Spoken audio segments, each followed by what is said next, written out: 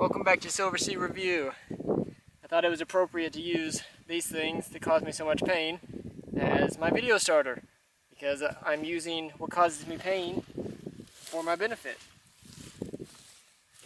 If you can see, they're all over me. And what they do, they get on the back of your leg like this, and then you sit down, and they go into your side, into your leg and stuff.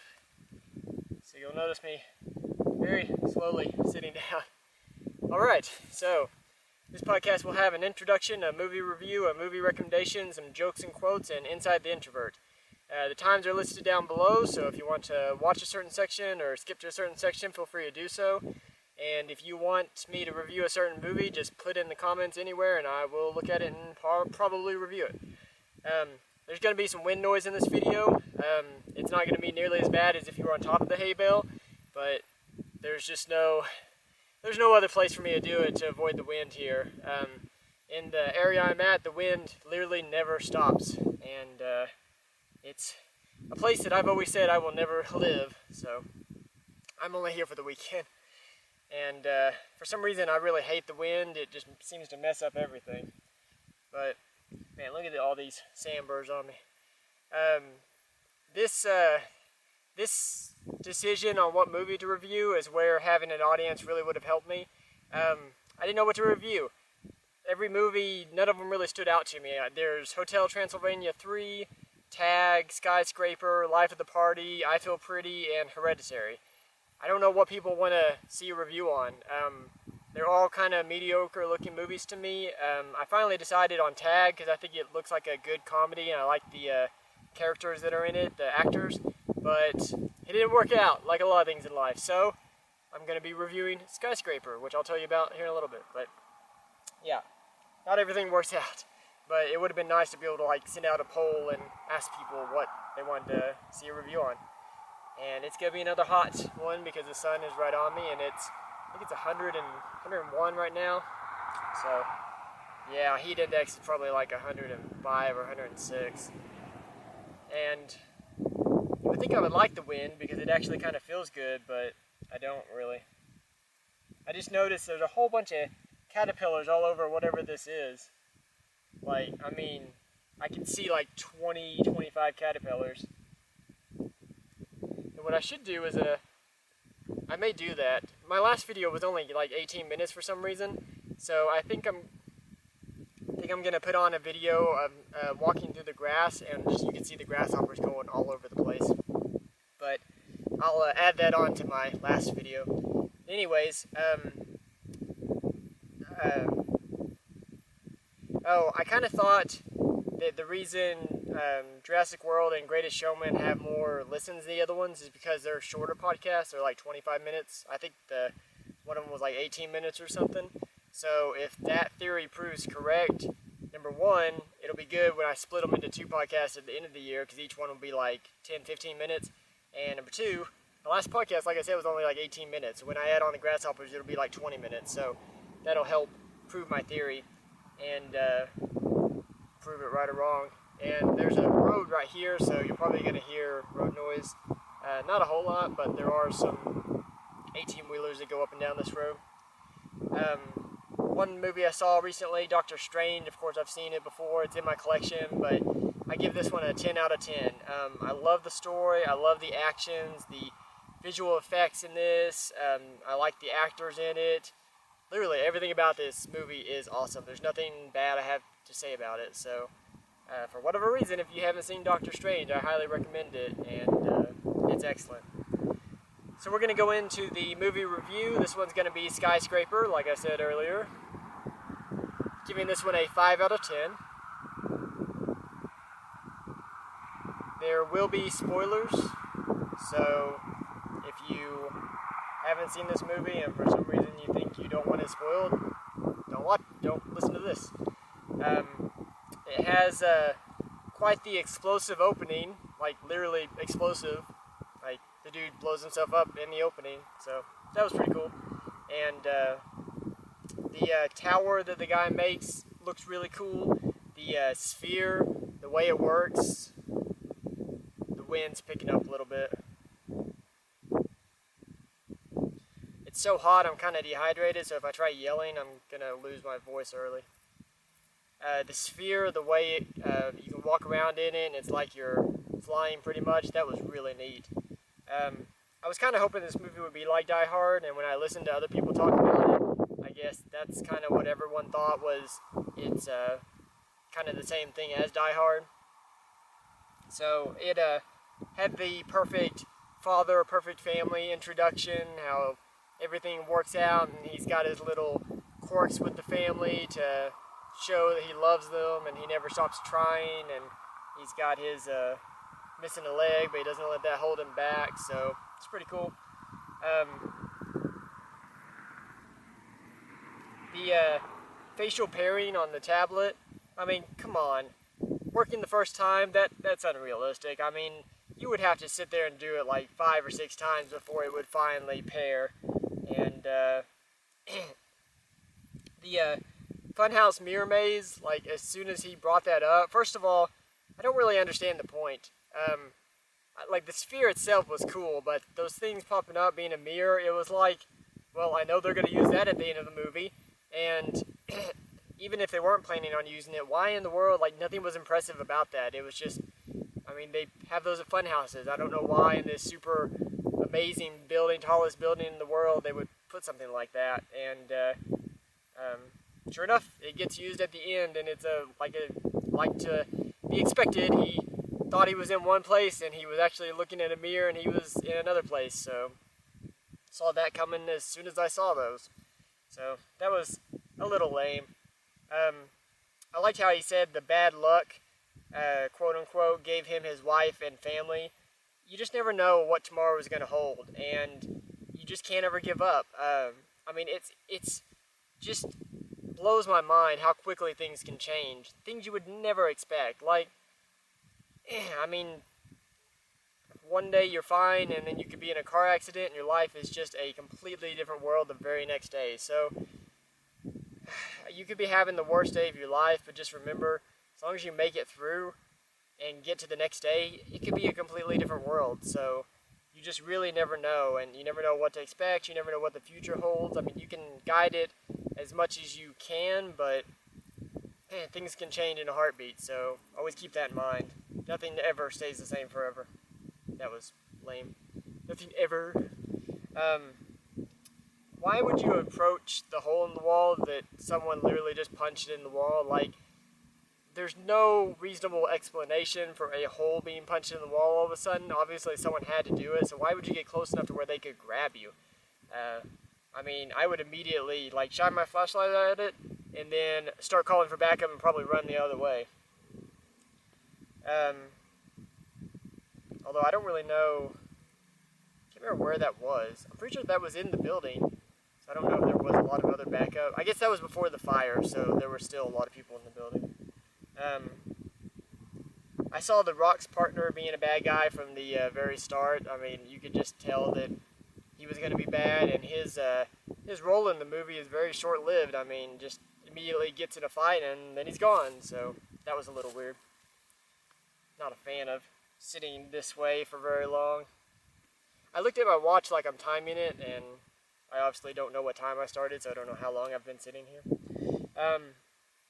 The Rock definitely only needs one leg to beat your ass. Thought that was awesome. I mean, he disconnected that leg, and he was still able to, I mean, technically he killed the guy, but not really.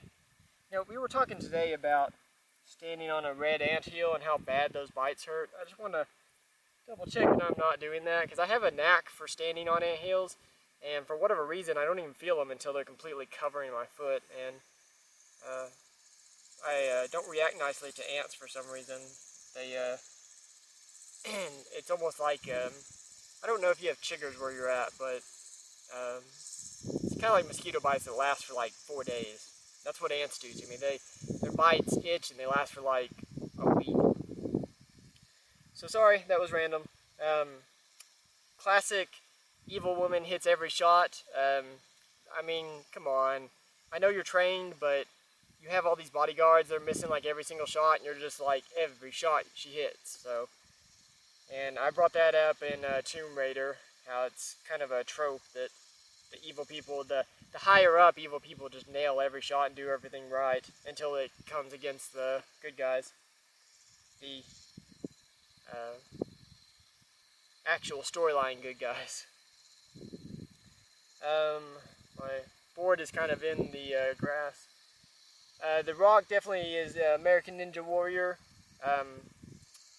I've tried doing that kind of stuff that he's doing, like hanging and moving from bar to bar, and it is way harder than it looks. I mean, I have a much lower body weight, which makes me a better rock climber, but like my friend who's got a higher body weight, he's got more strength than I do, but he does have a higher body weight, and he can't climb a lot of stuff that I can. But even then, hanging just from my arms, I can only do that for like maybe a minute or two, and then it's like, okay, I'm gonna have to let go. It's very hard to do, so it's pretty cool watching American Ninja Warrior and other shows like that where they're, especially to be able to use force to leap your body and then grab onto something else, because your hands get tired and stuff, so when you're trying to use your force to grab onto something else, it's hard to do.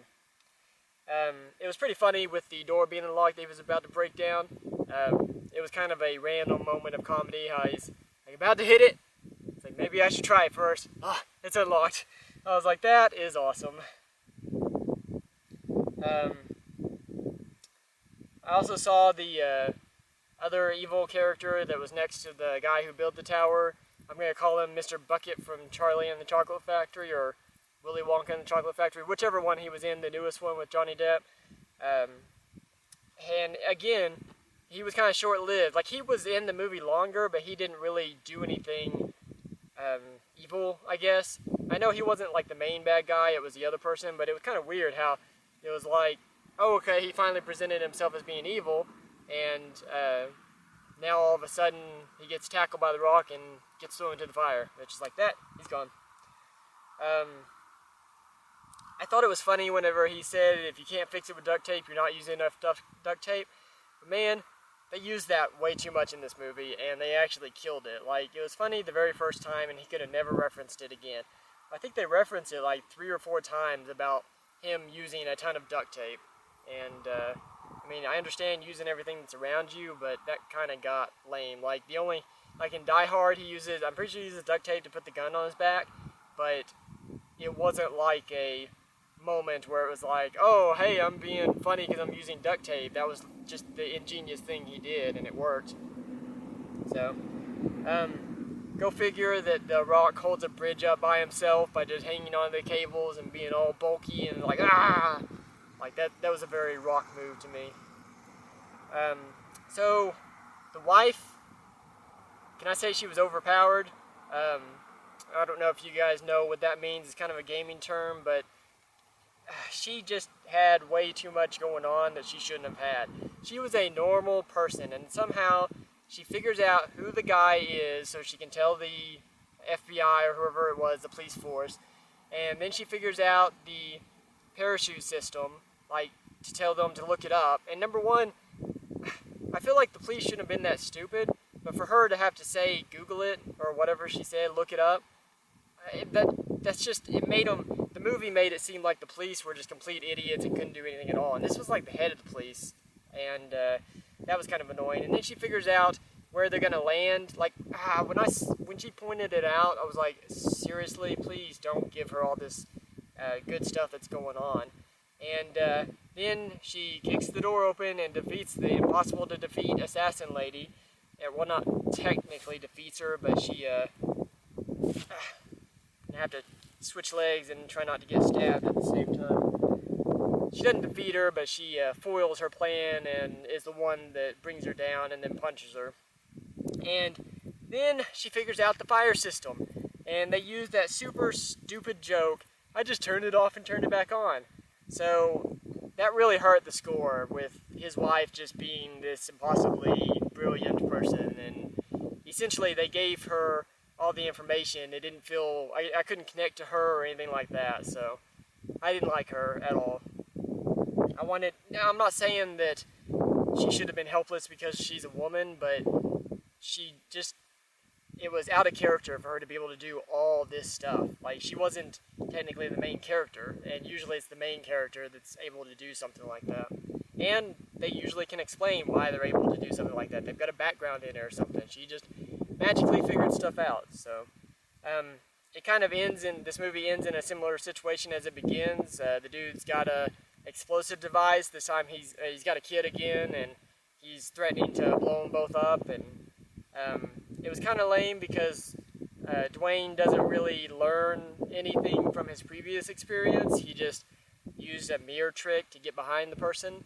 I kind of felt when I saw it, I was like, well, I wonder if he was actually able to learn something from the other one. But he knew. The only reason he didn't know last time is because the dude had explosive. So maybe if the dude hadn't shown that he had explosive and he just knew and he went and tackled him, and all of a sudden that's when the explosive was presented, would have felt like he learned something from the first time. But they just kind of, I guess that's just the way they wanted to end the battle between the two of them. But it was kind of weird how that was from the first of the movie as well. So does the facial recognition tablet just never lock? Because I mean, the whole point was, you would think something like that would lock within like 15 seconds or something, but the bad guys have it the entire time, and then his wife gets it, and it's still unlocked. Like, everyone's able to use it. So I thought that was kind of weird. Like, common sense would be to put something on it that locks every like 15 seconds, so that way someone can't steal it and just use it like that. I guess that would have ruined the movie though. And the last thing is, the height of the building never really plays into the story at all that I noticed. I mean, they talk about how it's the tallest building ever, and I know at one point he talks about how there's everything that's wrong, you've been locked up however many stories in the air, but if you fall from that height, you're going to die, whether it's the tallest building or, I mean, you don't have to fall from a great height to die, so, and it being that high, I didn't really get the feeling at any point, like, oh man, they're super high in the air or anything like that, so I wasn't really sure why they had to say it was the tallest building in the world. But that's going to be it for the movie recommendation. We're going to go on to the, I'm going to put it down here, we're going to go on to the, I'm sorry, that was it for the movie review. Going on to the movie recommendation, this one's going to be Kung Fu Hustle. The picture will be there a little bit before I said the name. This one's from 2004. So it's getting a little dry. This is a Kung Fu parody movie. I find it hilarious. The effects in it are really neat. Okay, I'm back. I don't know why my camera shut off. I guess it got too hot. I'm only at 17 minutes, so I'm not sure. But I was talking about Kung Fu Hustle. I've already, I made it all the way down through my quotes and it shut off. So it's really weird. But anyways, the effects in the movie are great. It's a great story. The description says, when the hapless Sing and dim-witted pal Bone try to scam the residents of Pigsty Alley into thinking they're members of the dreaded Axe Gang, the real gangsters descend on the Shanghai slum to restore their fearsome reputation. What gang leader Brother Sum doesn't know is there are 3 legendary retired kung fu masters that live anonymously in this decrepit neighborhood and don't take kindly to interlopers.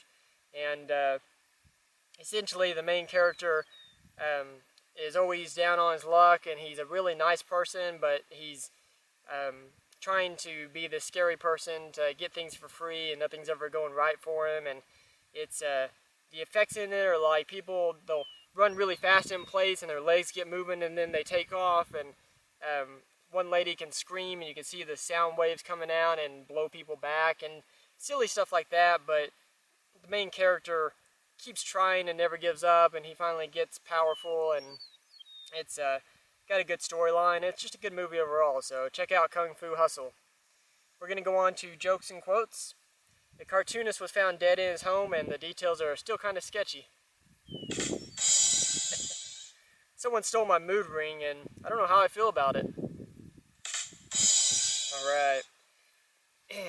Quotes. If you're willing to learn, no one can... Oh, man. I did this good last time. If you're not willing to learn, no one can help you. If you're determined to learn, no one can stop you. And this is completely true. Like, if you... no one can stop you from learning.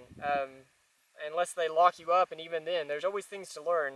All throughout life, no one knows everything. So, if you have a curiosity, always keep a curious type of personality, and there's always things you can learn. So just keep an open mind and keep going. You'll never know it all, but just keep gathering as much knowledge and experience as you can, and it's good in careers and in life and everything. So the other quote, how you make others feel about themselves says a lot about you. And a lot of times a spider just attached its web to me and then ran back. Apparently he's building a web and I'm going to be his post. I don't know how he even made it over here, but somehow he did.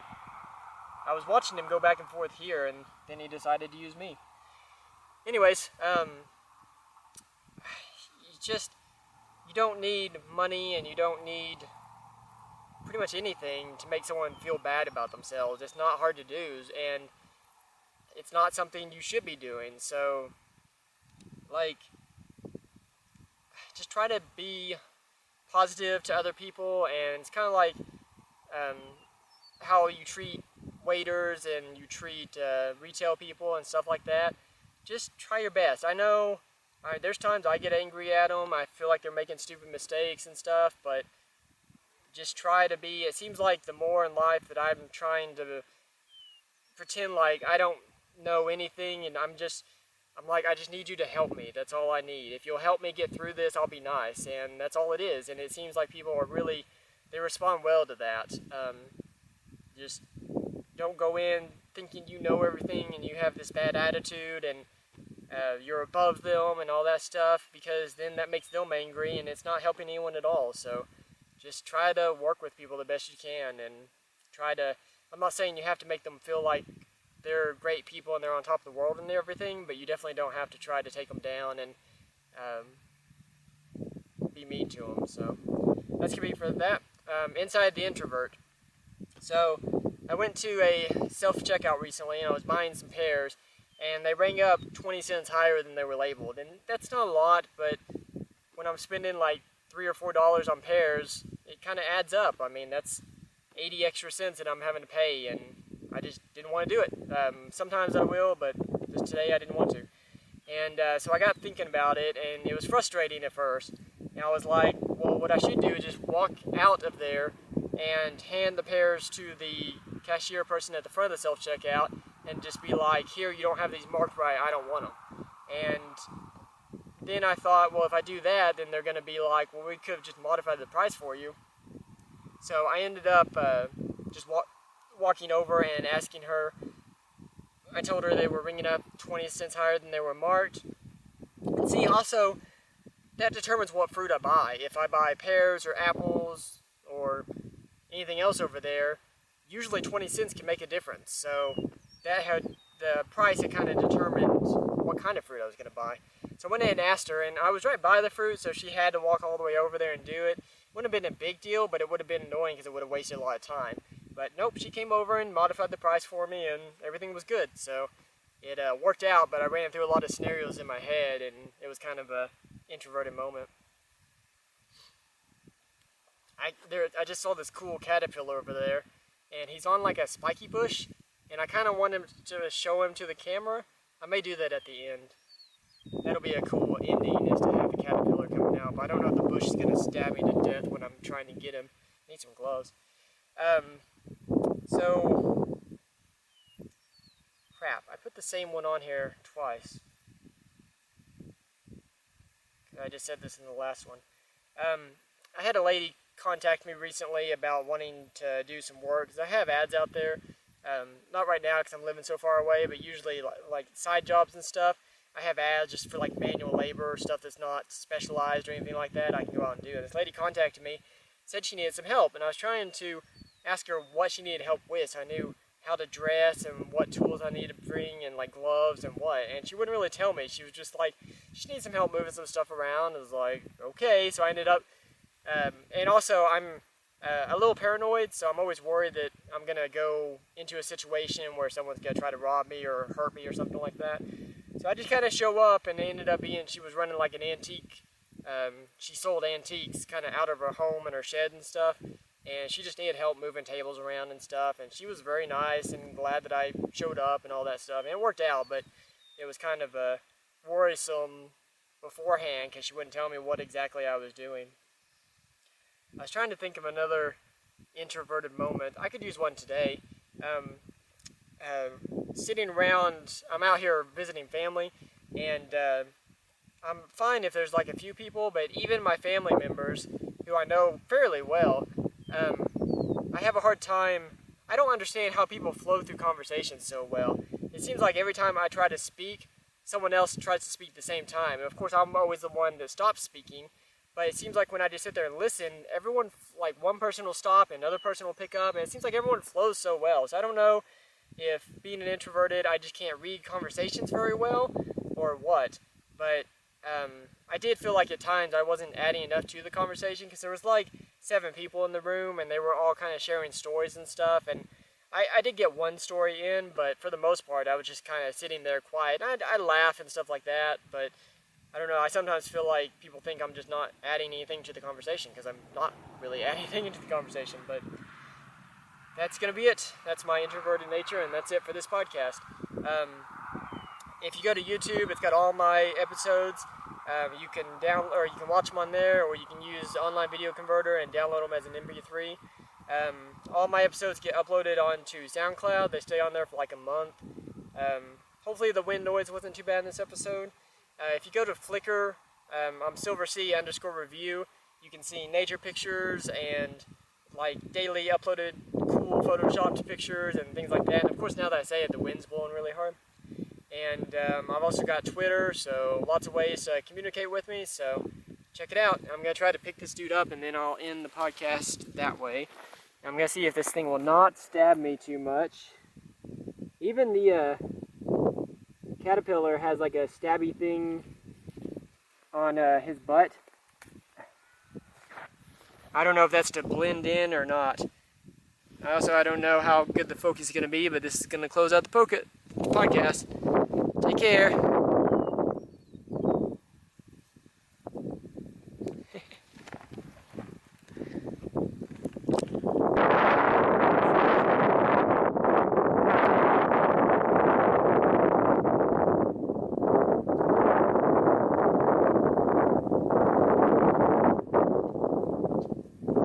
What's up?